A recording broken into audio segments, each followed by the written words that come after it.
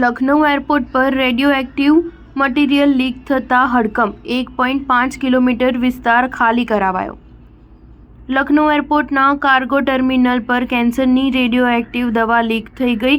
સુરક્ષા સાધનોનું એલાર્મ વાગતા જ હડકંપ મચી ગયો.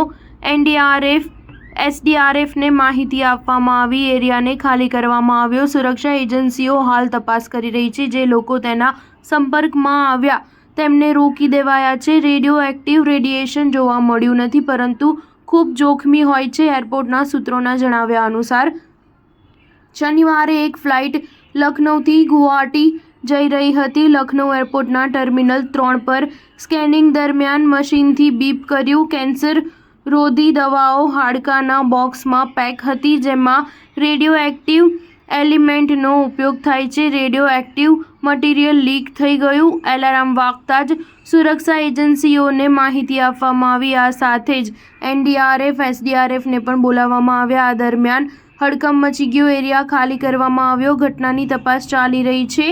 પેસેન્જરને હટાવીને સ્પેસ ખાલી કરવામાં આવી છે. સ્ટાર ન્યૂઝ 7 હંમેશા સચ્ચાઈની સાથે.